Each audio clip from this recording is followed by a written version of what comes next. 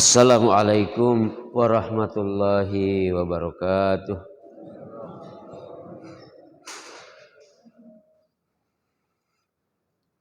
Alhamdulillahilladzi manna alaina bi ni'matil iman wal islam.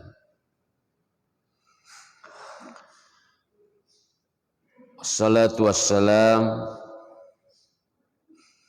ala Rasulillah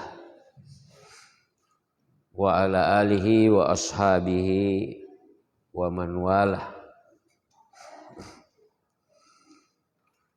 Amma ba'du.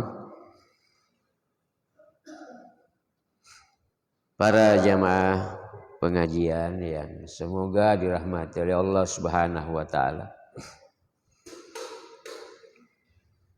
Pertama-tama, sebelum saya melanjutkan pengajian ini, ya, tentu saya perlu menyampaikan bahwa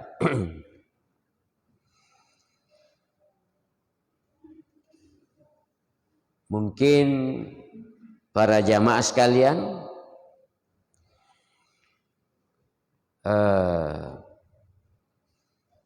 ada yang mungkin merasa kaget atau katakanlah kurang puas, ya, pengajian malam ini, karena saya tahu persis yang biasa mengisi pengajian malam Kamis itu adalah dua guru besar kita, ya, di mana keduanya berhalangan untuk mengisi pengajian malam ini, sehingga yang tampil adalah guru kecil, ya. Senior tidak ada, junior pun jadi.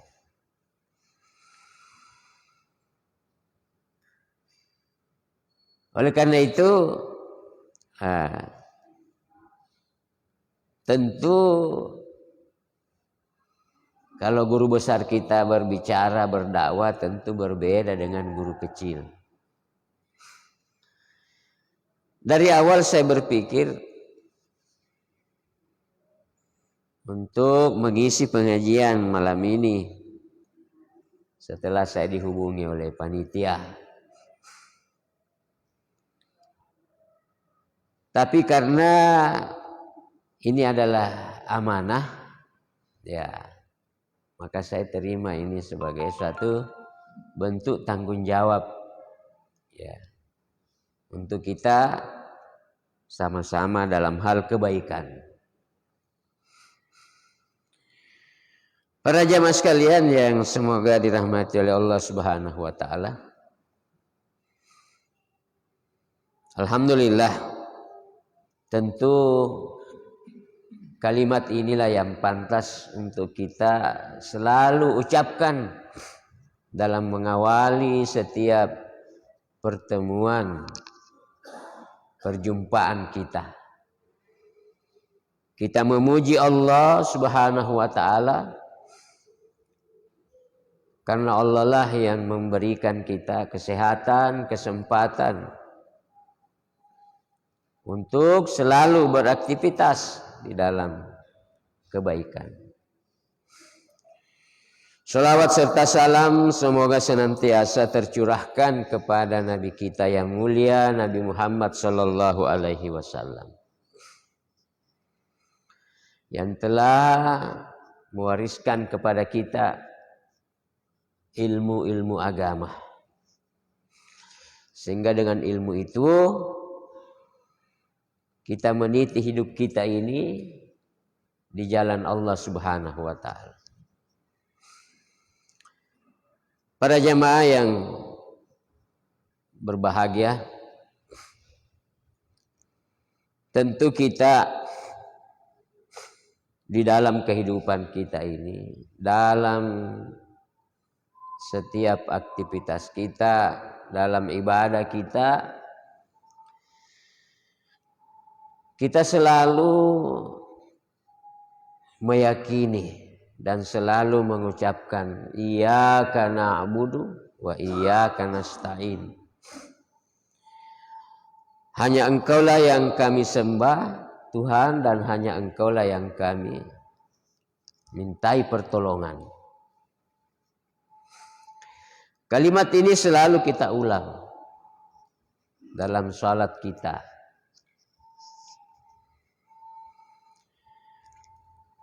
Bahkan dalam penjelasan para ulama bahwa saja ibadah kita itu tidak akan terangkat kepada Allah Subhanahu wa taala tanpa kita meyakini nasta'in.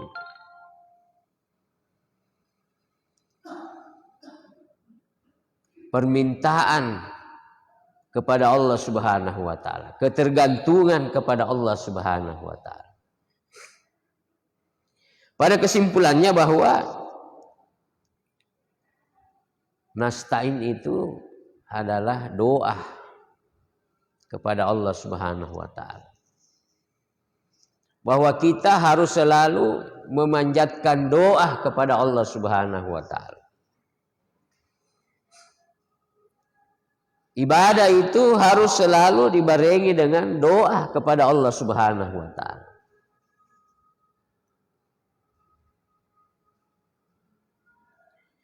Kita bisa lihat bagaimana kekuatan doa itu. Kita lihat di dalam sejarah para jamaah sekalian. Bagaimana ketika Nabi SAW berada di dalam perang Badar.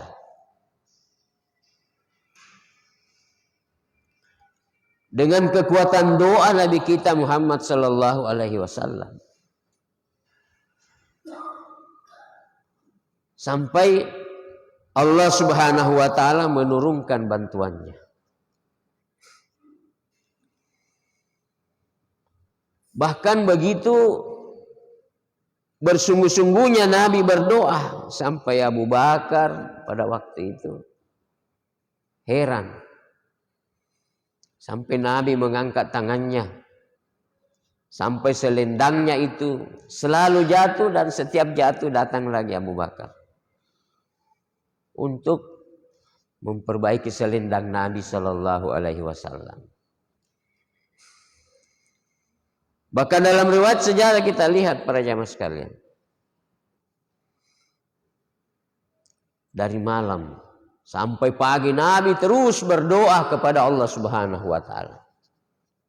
Karena yakinnya Nabi dengan kekuatan doa itu. Sampai Allah Subhanahu wa taala menurunkan bantuannya. Dalam rintihan doanya Nabi menyampaikan kepada Allah Subhanahu wa taala. Dari potongan doa itu kita baca lewat sejarah. Nabi berdoa, "Ya Allah, tolonglah aku dengan apa yang Engkau telah janjikan kepada aku. Tolonglah aku ya Allah. Karena seandainya umatku ini yang ada, ini pasukan saya ini yang ada, semuanya mati di medan perang, maka tidak ada lagi orang yang akan menyembah Engkau di muka bumi ini ya Allah." Nabi terus berdoa sepanjang malam. Sampai Allah Subhanahu wa taala menurunkan bantuannya. Dalam surah Al-Anfal Allah Subhanahu wa taala menyampaikan, "Istastagisuna rabbakum fastajaba lakum anni mumiddukum bi alfin minal malaikati murdifin."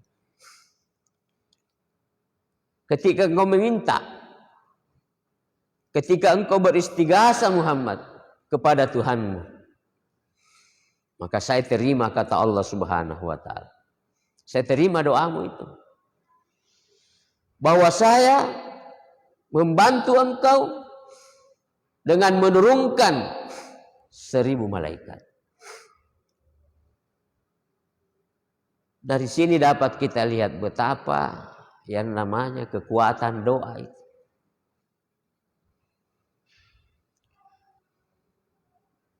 Kita lihat di dalam peristiwa yang lain, ya, ketika Nabi kita Muhammad sallallahu alaihi wasallam diburu, ketika Nabi berada di Taif, sampai malaikat pun datang, Muhammad, jika engkau berkenan, berdoa kepada Allah, saya akan aminkan engkau. Kalau perlu gunung Uhud itu saya timpakan kepada penduduk Taif. Nabi berdoa. Berdoa tetapi bukan untuk kehancuran. Tapi Nabi berdoa supaya penduduk Taif ini beriman kepada Allah Subhanahu wa ta'ala. Para jamaah yang dimuliakan Allah Subhanahu wa ta'ala. Banyak kita lihat di dalam peristiwa-peristiwa penting. Ya, bagaimana orang-orang beriman dahulu itu membuktikan kekuatan doa itu. Dan inilah yang mestinya juga menjadi satu bahagian daripada pelatihan kita. Kita juga harus mampu untuk mencapai tingkat yang seperti itu, seperti yang dicapai oleh orang-orang saleh dahulu.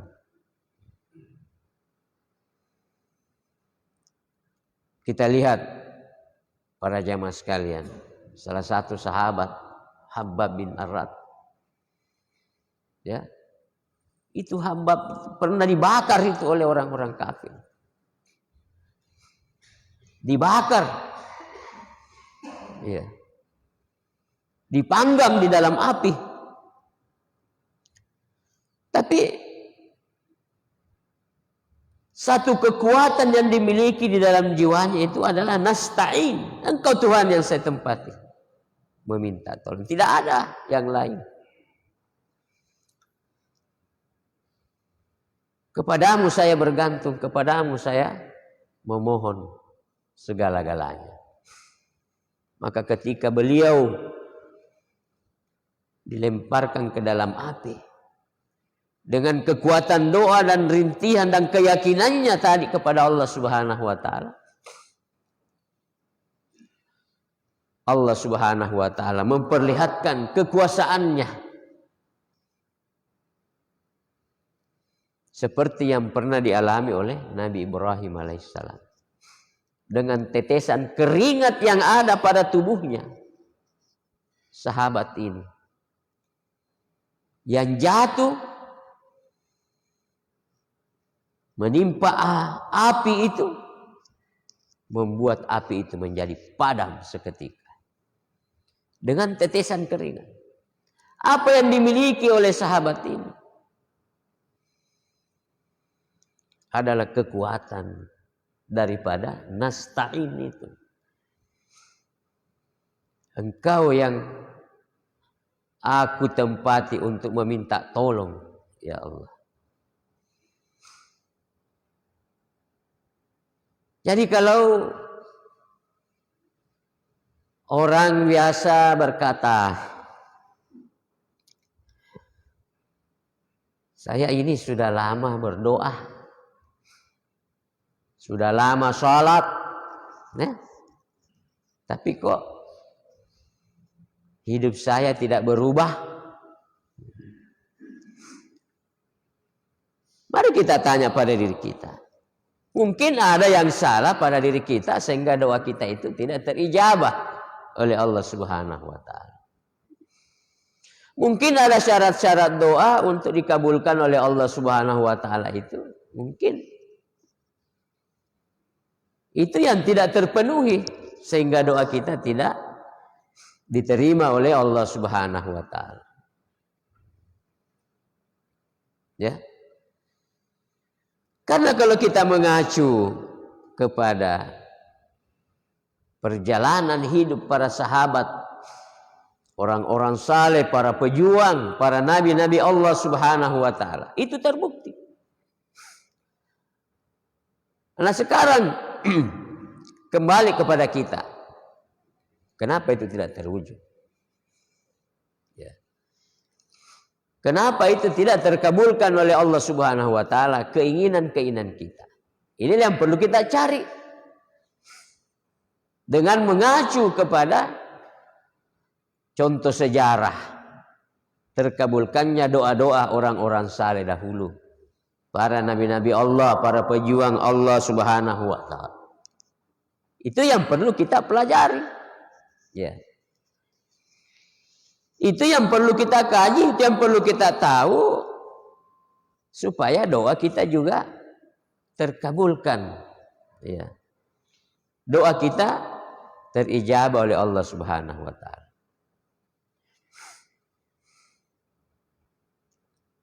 Maka satu di antaranya syarat doa itu diterima oleh Allah Subhanahu wa taala. Walaupun mungkin kita juga sudah sering dengar syarat-syarat itu. Tapi tidak ada salahnya kalau kita ulang kembali. Untuk sejenak mengingatkan kita kepada petunjuk-petunjuk agama kita. Di antaranya mungkin pada harta kita itu mungkin masih ada. Mungkin kita masih sering makan yang haram. Ya. Yang haram itu, makanan yang haram itu bisa dinilai dari segi kesiapan kita atau kebiasaan kita untuk membersihkan daripada harta kita itu dari hak orang. Mungkin pada harta kita itu masih ada haknya orang yang kita tidak salurkan, kita tidak sampaikan kepada yang berhak.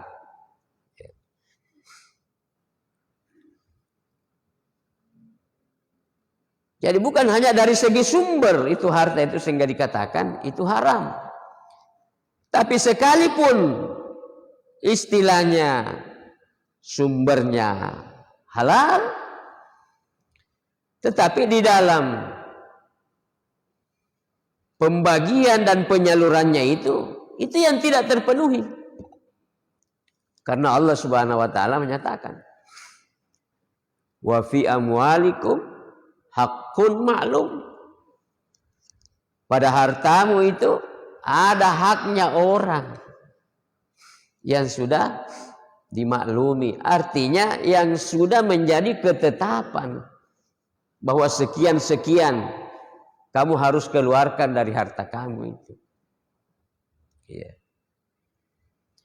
Dek nama decen bagi-bagian orang perang. Dek nama decen rekena. Gangkana kamu pahakna tahu. Ini yang perlu menjadi perhatian bagi kita para jamaah sekalian. Jangankan kita, dulu kata Nabi Shallallahu Alaihi Wasallam, ada orang, ya kata Nabi Shallallahu Alaihi Wasallam, dia berjalan, pakaiannya compang-camping, mukanya penuh debu. Sudah berjalan jauh.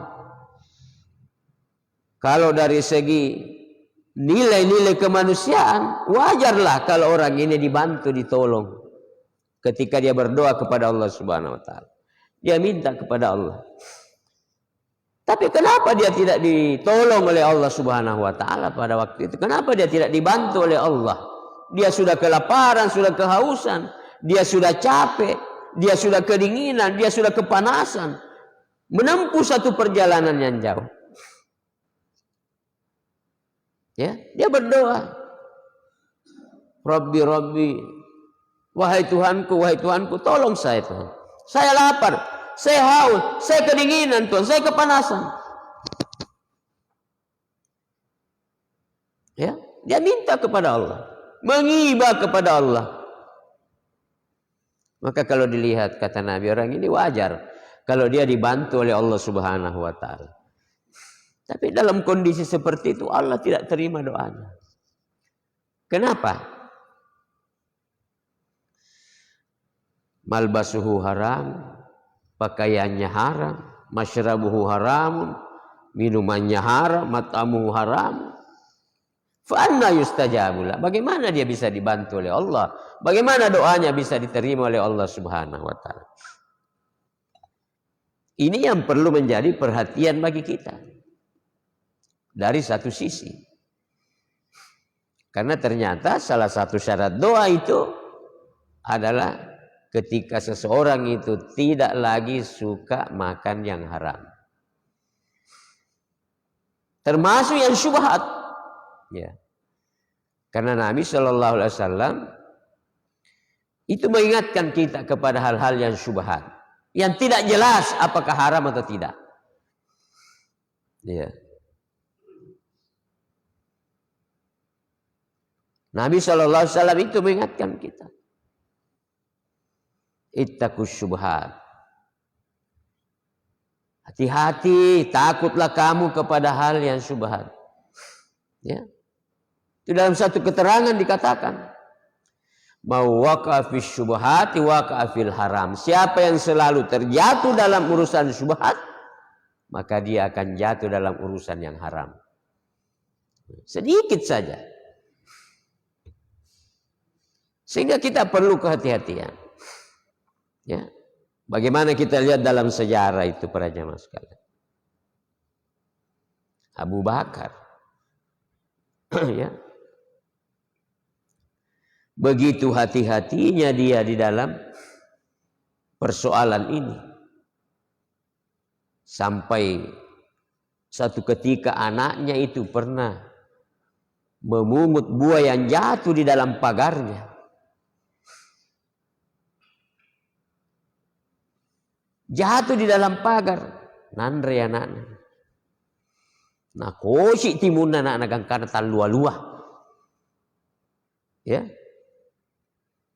Begitu takutnya dan hati-hatinya para sahabat.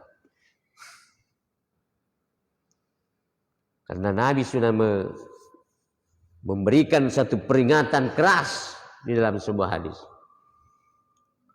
Ayyuhuma lahmin nabata min sukhtin fannaru aulabi. Daging yang tumbuh dari makanan yang haram, maka tidak ada yang bisa menghilangkan dari tubuh itu kecuali api neraka. Nauzubillah summa nauzubillah. Ini syarat. Ya. Jadi walaupun kita ini siang malam melakukan ibadah, tapi ada satu syarat daripada ibadah itu diterima oleh Allah tidak terpenuhi, maka itu juga tidak diterima oleh Allah Subhanahu wa taala. Nah, ini perlu para jamaah sekalian. Jadi sekali lagi bahwa sesuatu yang kita makan itu bukan hanya dilihat dari sumbernya sehingga dikatakan ini haram, ini syubhat, ini halal. Tapi dari sisi yang lain juga kita harus lihat apakah pada harta kita itu masih ada miliknya orang lain sampai kita makan. Ya. Ada haknya orang miskin, ada haknya anak yatim. Para jamaah yang dimuliakan Allah Subhanahu wa taala. Nah, dengan mendekatnya bulan suci Ramadan. Dan begitu pula nanti kita berada di bulan suci Ramadan. Mari kita bersihkan. Bersihkan hati kita, bersihkan harta kita.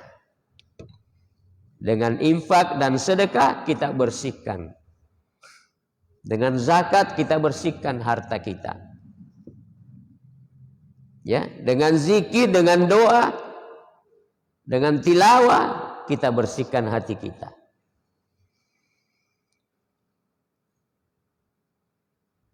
Jadi ini yang pertama ini para jamaah sekalian. Sehingga kita punya satu kekuatan doa. Ya.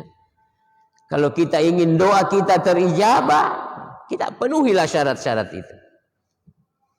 Supaya diterima oleh Allah Subhanahu wa taala. Ya. Bukankah Ramadan itu, ya, para jamaah sekalian, kita sudah tahu dan kita sudah paham betul bahwa Nabi sallallahu alaihi wasallam menyatakan tempatnya doa itu dikabulkan oleh Allah Subhanahu wa taala. Ya. Di bulan suci Ramadan. Nabi menyatakan innalis-shaimi da'watul la turaddu. Bagi orang yang berpuasa itu doanya tidak diterima. Doanya tidak ditolak oleh Allah Subhanahu wa taala. Nabi menyatakan salasatul la turaddu da'watahu. Ada 3 golongan yang tidak ditolak doanya oleh Allah Subhanahu wa taala. Yang pertama kata Nabi, as-shaim hatta yuftira. Orang yang puasa sampai dia berbuka. Ketika kita dalam keadaan berpuasa, ya, perut kita kosong, kita haus, kita lapar. Ya. Di saat itu kita berdoa, maka Allah akan menerima doa kita. Ya. Dengan catatan memenuhi syarat-syarat doa itu dikabulkan oleh Allah Subhanahu wa taala. Salah satunya adalah itu tadi.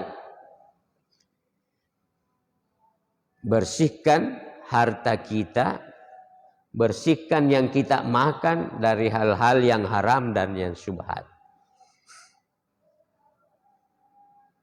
Jadi satu di antaranya itu doanya orang yang berpuasa. Yang kedua imamun adilun. Kedua pemimpin yang adil. Itu doanya tidak ditolak oleh Allah Subhanahu wa taala. Siapa lagi? Al-mazlum hatta yantasira. Orang yang dianiaya sampai dia ditolong.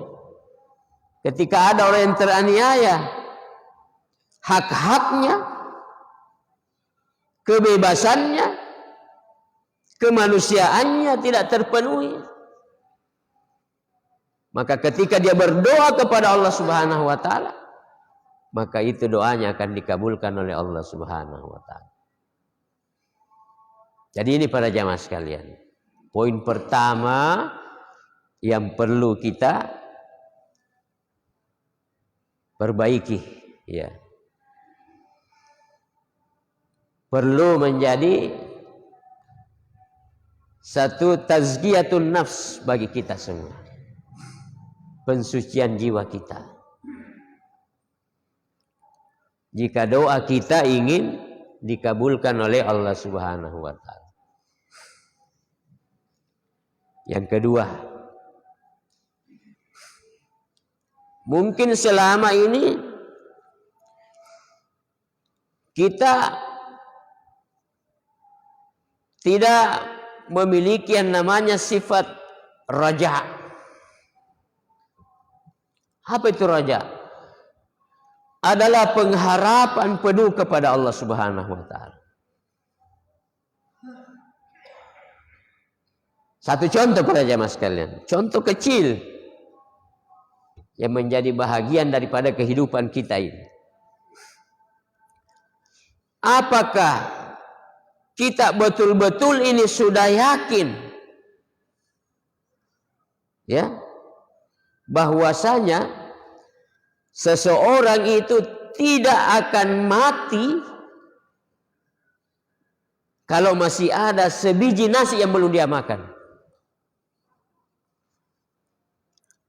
Apakah kita ini sudah betul-betul yakin bahwasanya rezeki kita itu dari Allah Subhanahu wa taala? Rezeki kita bukan dari manusia. Tapi rezeki kita itu adalah dari Allah Subhanahu wa taala. Wang Allah taala paringi dale. Yakinkah kita? Ya. Seperti juga halnya kalau kita berdoa. Ya. Saya kasih contoh para jamaah sekalian. Untuk menguatkan ini kita punya keyakinan seperti ini. Salah satu contoh. Abdurrahman bin Auf. Orang kayanya Mekah. Begitu menjadi pengikut Nabi Muhammad. Pindah ke Madinah bersama dengan Rasulullah sallallahu alaihi wasallam. Dia tinggalkan semua kekayaannya. Tahu sugi na Mekah. Ya Abdurrahman bin Auf. Tapi karena demi menyelamatkan akidahnya, menyelamatkan imannya, dia tinggalkan semua kekayaannya menuju Madinah. Tidak ada yang dibawa. Dia tinggalkan begitu saja. Sampai di Madinah. Ya. Karena keyakinannya ini bahwa Allah, saya tidak akan mati di Madinah. Kalau Allah Subhanahu wa taala belum, masih ada rezekiku di sana. Sampai di Madinah ternyata dengan keyakinan-keyakinan yang seperti itu, para jamaah sekalian, dipertemukanlah dia dengan seorang Ansar yang juga adalah pedagang, saudagar. Saudaranya ini yang dipersaudarakan oleh Rasulullah berkata, ayo kita ke pasar. Di sana kita berdagang. Pernahkah terbayangkan itu di pikiran Abdurrahman bin Auf? Tidak pernah terbayangkan sama sekali bahwa dia akan hidup seperti itu di Madinah. Dipertemukan dengan orang seperti itu di Madinah. Ya. Bahkan terkenal dalam sejarah, setelah Abdurrahman bin Auf pindah ke Madinah, menjadi pedagang yang terkaya di Madinah lagi. Ya. Inilah tingkat keyakinan daripada Abdurrahman bin Auf. Sampai-sampai para jamaah sekalian, saudaranya ini, dia bilang, Abdurrahman, kita sudah dipersaudarakan. Saya ingin apa yang saya rasakan ini, kamu juga rasakan. Kau sudah punya istri. Nah, tanah. Karena bayimu, ada dek. Wah, dek sedina cocok tu. Engkau pa ku pindah dingi, dek mu pindah dingi. Nah, sekarang begini, saya punya 2 istri. Ya. 2 nasa baineku.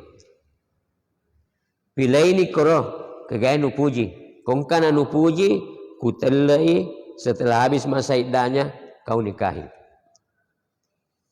Sampai seperti itu. Sampai seperti itu, ya, yang didapatkan oleh Abdurrahman bin Auf di Madinah. Kita bayangkan para jamaah sekalian.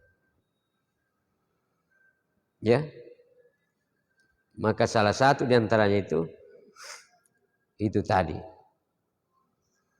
raja kepada Allah Subhanahu wa taala. Penuh pengharapan kepada Allah. Ketika kita berdoa, tanamkan dalam diri kita itu. Natarima pun Allah Ta'ala, natarima pun Allah Ta'ala. Ya. Hilangkan segala keraguan bahwa Allah itu tidak mengabulkan kita punya doa. Yakinkan itu di dalam diri kita. Tanamkan di dalam diri kita sebagaimana yang Allah firmankan dalam Al-Quran. Ud'uni astajib lakum. Minta doa kepada aku, pasti saya kabulkan. Pasti saya kabulkan, kata Allah Subhanahu wa Ta'ala. Allah tidak berkata sesuatu tanpa pembuktian daripada apa yang Allah sampaikan. Di mana masalahnya kalau kita berkata, "Magiro pong Allah Ta'ala na bantu." Masalahnya bukan kepada Allah, kepada kita. Mungkin syarat-syaratnya tidak terpenuhi. Pada itu saya mendaftar nih polisi. Kita mengikuti tes, ya. Perasaan kita sudah terpenuhi, kurasa semua ini. Fisik apa segala. Mungkin ada satu syarat yang kau tidak penuhi. Sampai kau tidak lulus. Bagaimana lagi dengan doa kita kepada Allah Subhanahu wa Ta'ala? Tidak ada doa yang tidak terkabulkan. Allah sudah katakan dalam surah Al-Baqarah, Allah itu tidak jauh. Wa iza sa'alaka ibadi anni wa inni qarib. Ya. Kalau hambaku, kata Allah Subhanahu wa Ta'ala, bertanya kepada Muhammad, hambaku minta kepada aku tentang saya, kata Allah. Maka Allah menyatakan, fa inni qarib, saya dekat, saya tidak jauh. Saya tidak jauh, kata Allah. Ya. Bahkan saya sangat dekat kepada hambaku. Kalau dalam ayat lain Allah menyatakan, ana akrabu ilaihi min hablil warid. Saya itu lebih dekat kepada hambaku daripada urat nadinya sendiri, urat lehernya itu. Ya, saya lebih dekat. Jadi Allah menyatakan, fa inni qarib, saya dekat. Ujibu da'watad da'i, saya memperkenankan doa hambaku. Iza da'ani, kalau dia berdoa kepadaku. Nah, maka Allah menyatakan, falyastajibuli, hambaku itu harus memenuhi apa yang saya inginkan. Harus memenuhi panggilanku. Apa yang saya inginkan. Nah, falyastajibuli. Ya, falyastajibuli. Yang kedua, wal yu'minu bi, dia harus beriman sepenuhnya kepada saya. Yakin sepenuhnya kepada saya. Wal yu'minu bi. Ya, nasab Allah Ta'ala. Jamaah yang dimuliakan Allah Subhanahu wa Ta'ala. Jadi ini, ya. Kata Nabi sallallahu alaihi wasallam di dalam sebuah hadis kursi menyangkut masalah raja ini, ya. Innaka iza da'autani wa rajautani, sekiranya engkau wahai hambaku berdoa kepadaku dan penuh harap kepadaku, ya, engkau mengharapkan aku, maka saya, kata Allah Subhanahu wa Ta'ala, akan menerima itu, akan memperkenankan itu permintaanmu, permohonanmu kepada aku, kata Allah Subhanahu wa Ta'ala. Ini yang kedua, para jamaah yang dimuliakan Allah Subhanahu wa Ta'ala. Yang ketiga, keikhlasan. Mari kita belajar ikhlas. Mari kita melatih diri kita untuk bagaimana kita ikhlas di dalam semua perbuatan kita. Ya, betul-betul segala yang kita lakukan itu adalah ridha Allah Subhanahu wa taala yang kita minta. Itulah syarat. Tidak ada ibadah yang diterima oleh Allah yang tidak didasari dengan keikhlasan. Tidak ada satu amal, tidak ada satu perbuatan yang dikerjakan oleh seorang hamba kecuali kalau dia ikhlas maka akan diterima oleh Allah Subhanahu wa taala. Apa kata Nabi sallallahu alaihi wasallam? Innallaha, sesungguhnya Allah la yaqbalu, tidak menerima minal amali, satu amal, illa ma kana lahu khalisa, kecuali yang didasari dengan keikhlasan. Ya, wa ma umiru illa liya'budullaha mukhlishina lahuddin. Saya tidak perintahkan manusia ini beribadah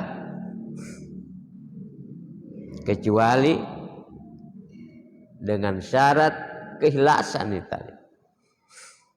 Ya, mengikhlaskan diri kita kepada Allah Subhanahu wa taala. Mensucikan diri kita dari segala tujuan-tujuan lain selain kepada Allah Subhanahu wa taala. Nah, itulah syarat. Ya.